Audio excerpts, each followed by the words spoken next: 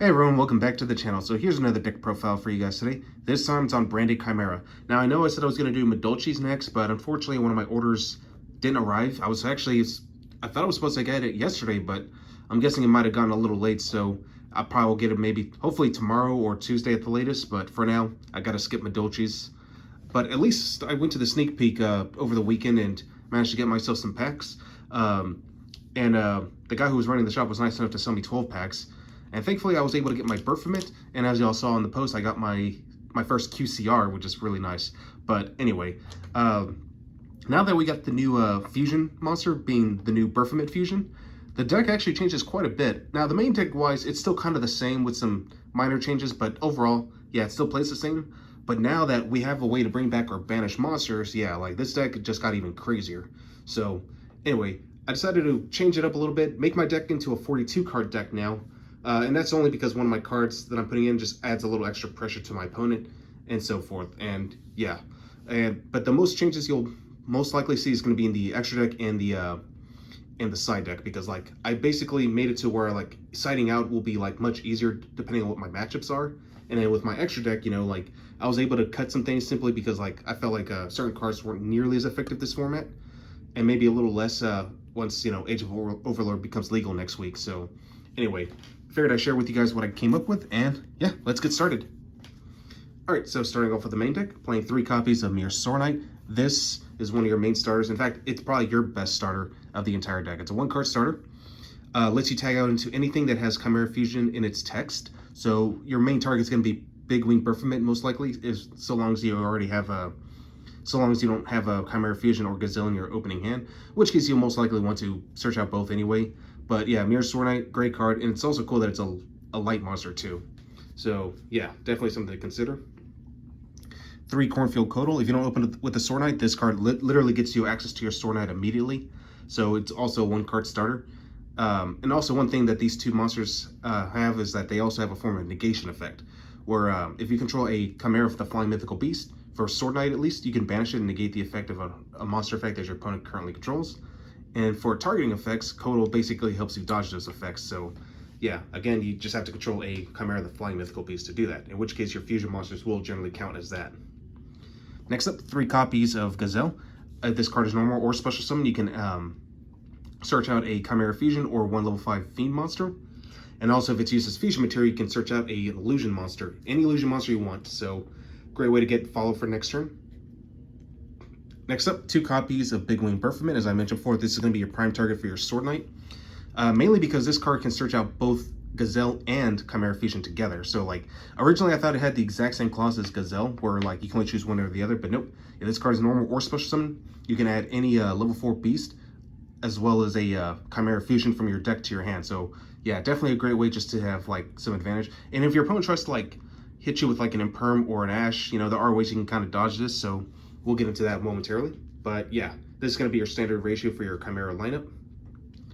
Next up, 2 copies of Fallen Valvaz. Since I am running a Branded Fusion, yeah, definitely 2 copies of Fallen Valvaz is correct. You could run some of the Despia cards like Alibur if you wanted to, but personally I don't like to run them because at that point I might as well just play Branded Despia, and yeah, I kind of like the Chimera version a lot more, so that's just my take on it. So running 1 Dark Magician, you know, I am on Dragoon, so might as well, right? I don't like the Light Hex Steel Fusion because unfortunately you don't get the pop effect off of Dragoon, so in my opinion it's better just to run Dark Magician itself. Next up, 3 copies of Ash, starting off with our hand traps. Ash is still like one of the best hand traps right now, so yeah, definitely something to play. Next up, 2 copies of Drone Lockbird. Still pretty crazy this format, so because there are a lot of decks that, you know, search, so you definitely want to stop them and slow them down as quickly as you can. So now you might be thinking like, why not play this at 30? Well, I would, but I kind of want to keep it down a little bit simply because I wanted to make room for some other cards. So that's just my reason for it. So I think with 2 copies of Nib. Nib is like good and bad. Like there's some matches where it's not too effective, and then when it is good, sometimes you draw it too late, and yeah, that's the little reason behind it. But for me, for this deck, it's fine because, you know, it is a light monster. I can send it off of Branded Fusion if I wanted to, or just have it as simple discard fodder. So yeah, like Nibiru is like, I'm kind of 50-50 with this card. I might change it out for some Bystials instead, but for now, I think I like this lineup. Two copies of Droll, or I'm sorry, not Droll, DD Crow. DD Crow is really good right now because like, it's really strong against the tier limit matchup, pretty strong against Unchained, pretty strong against Pearly too. So like, yeah, like DD Crow just has a lot of flexibility to this format. So I definitely like this card. Next up, 3 copies of Imperm, which basically is a trap card, but it's also a hand trap. So yeah, it's just a better effect veiler essentially. So yeah, definitely want to max this out. And the only other trap card I'm playing is 2 copies of There Can Be Only One. And this is one of the cards I was talking about. Like, it's a good card that, since this deck runs a lot of different types, yeah, like it doesn't fall under, it doesn't feel hindered at all under this card. Whereas a lot of other decks, you know, they are kind of hindered, like Rescue Ace, for example. Since they're primarily machine monsters, yeah, they're not gonna be able to play under that. This is pretty effective against Pearly, so like, yeah, it's really hard for them to play around this because, you know, they can't sit on like multiple Nors or anything like that. What else is there? Actually, Unchained is affected by this too because they're primarily fiends. Even the Jack Atlas deck is primarily fiend monsters. I could be wrong on the Unchained part, but yeah, like I think Tikaboo is pretty effective against them. Let me know in the comments. I forget sometimes. But yeah, that rounds up all that. Now we're moving on to spells. Give me 1 second here. All right, so for the spells, playing 3 copies of Chimera Fusion. I was playing this at 2 before, but since I'm no longer running the Edge package, I decided to just cut Polymerization and the Fight for Patchworks and just max out on Chimera Fusion. Still playing 3 copies of Branded Fusion. I mean, we all know why this card's pretty busted. 3 copies of Crossout Designator. You know, like this is one of the cards that helped me play around like certain hand traps. 2 copies of Triple T, so like in case if I do get hit with like a Ash or something, you know, at least I have a way to either rip another card out of my opponent's hand, or if I need to draw more cards, you know, I could do that. Or even just take control of a monster, you know, like there's a lot of things you can do with Triple T. 2 copies of Book of Moon. I was going to do Book of Eclipse originally, but I kind of came to the logic where unless you can actually break your opponent's board, it's not worth it. And plus, Book of Eclipse can get ashed, which is one of the things about it. And even if it doesn't get ashed, and if I still can't break that board, I don't want to risk letting my opponent draw more cards, you know? So I decided to go with Book of Moon instead, where like I can just target like one specific piece that they need to use as either a Synchro or Xyz material, or if I need to use it more defensively to dodge a card like Imperm or Effect Veiler, yeah, Book of Moon is definitely a great option for that. So just a little something to make sure my effects will always go through. And then to round up our last spell, 1 copy of Called by the Grave. So yeah. All right. So that's it for the main deck. Now moving on to the extra deck. The extra deck is pretty self-explanatory. Still playing 2 copies of Chimera, the King of Phantom Beasts. This is probably your most important one, simply because it rips cards out of your opponent's hand during the end phase. Well, 1 card at least.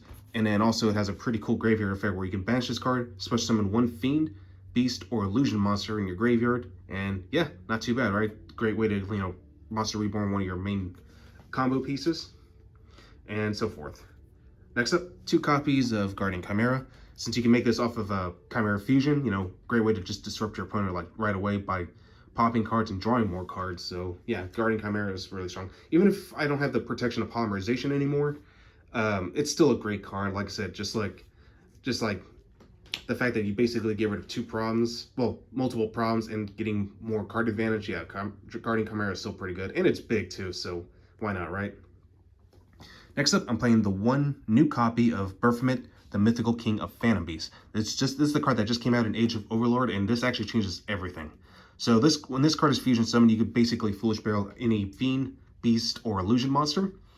And then if this card is in your graveyard, you can banish it and special summon 1 of your banished fiend, beast, or illusion monsters. So you could even bring back this Chimera if it's already been banished. And yeah, just basically get some... You won't be able to get the card rip anymore, but you can at least use it as like extra fusion material for your next card right here, actually. The Chimera, the Illusion Beast. Which, by the way, this, plus this, and this, all 3 of these count as Chimera, the Flying Mythical Beast. So that's always going to be pretty important because, you know, you definitely need one for your illusion monsters to get their negations. But yeah, like the Baphomet's really good. I still like this because, you know, it does have an effect where like you can attack multiple times on monsters only based on however many illusion monsters were used as part of its fusion material. And also once per battle you get to on the whenever this card battles another opponent's monster, neither are destroyed by battle. Also, you get to negate that monster's effect, the one you attacked, permanently, and power them down by 0 to 0. So a great way just to like, yeah, help you enable a bit of more of an OTK piece essentially. All right, so now moving on to the branded monsters. One Albion. I've been thinking about playing this at 2, but for now I like it at 1. Again, I might change this. If I were to cut anything, maybe I'll cut this one because it's the one that comes up the least. But yeah, for now I like it as it is. One Labellion as well. One Mirror Jade. One Rimbrum. Rimbrum's really crazy. One Alba Lenatus. One Magnum the Reliever. Oh, and the cool thing about Alba Lenatus is, like, even though Dragon Link is still very much playable, like any other deck that can also like take advantage of like dragon monsters, like for example the Red Dragon Archfiends, since they sit on a lot of big bodies, you can just normal summon the Fallen of Albaz. You don't even have to use the effect. You can just contact fusion and then you're all set. So yeah, and also this thing can also attack multiple times, but I like it mostly because it gets you an additional fusion spell. And Magnum the Reliever, even though it doesn't negate, it does still act as a really good form of disruption because you get to banish any fusion spell from your graveyard and then pop a card. It also draws you more cards too, which is really nice. For super poly targets, one Mudragon of the Swamp, still pretty standard. One Tragus Tapelia.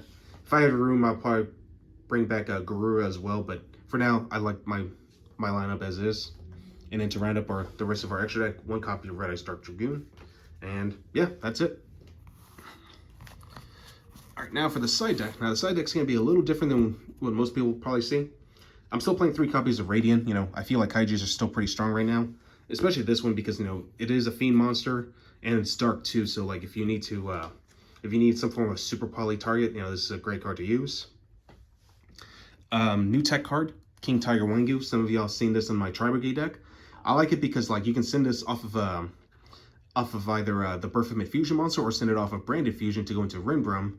And if you already have like the first Chimera, the first one that came out beforehand, you can bring it back, and yeah, this is a great way to deal with Flunderies or even Pearly, funny enough, or even the Jack Atlas deck, because none of their Resonators are over 1400 attack points. The only card they'll have to use is the Bone Archfiend, and even then you should be able to just like kill that card before it can kill the King Tiger Wangu. So yeah, I like it because it's just a really powerful floodgate overall. So yeah, something to consider. Like, definitely try this out if you like it. If you don't, you can always play something else. Next up, 2 copies of Herald of the Abyss. I've actually been seeing this card a lot lately, and I can see why it's really good against Pearly, especially when they have the Nor with like 7 materials, because like this doesn't affect the monster, it affects the player. So you pay 1500 life points, declare the monster type and attribute, and then your opponent has to send 1 face-up monster of that declared type. So yeah, Herald of the Abyss is a really great card, so if you have any in your bulk, definitely dig them out. It's a really powerful card this format, so yeah, I wouldn't underestimate it. Next up, 2 copies of Cosmic Cyclone. I decided to cut the Harpy's Feather Duster just because, I kind of ran out of room, but it might come back. 2 Super Poly, as I mentioned before. It's a little niche, this format, because, there's just not enough targets for it. And also, like, I see that, being Rescue Ace is probably going to be, like, the next best deck right now. So yeah, like right now we're in a form where we're like, it's like there's so much diversity. Some people are going to be playing like certain decks and you might not see enough of another one. So that's why I feel like, yeah, Super Poly, even though it's still a powerful card, I don't think maxing it out is necessary. So I think 2 is more than enough. 3 evenly, great equalizer. And then finally 1 copy of D-Barrier. May bump this up to 2 later on, but for now 1 is okay. I kind of just like it more as a cross-out target than an actual card that I like to use. So yeah, it's just my way of just dodging a D-Barrier in case if I don't have Chimera Fusion in my opening hand. But yeah, anyway, hope you guys enjoyed this, and I will catch you guys again next time.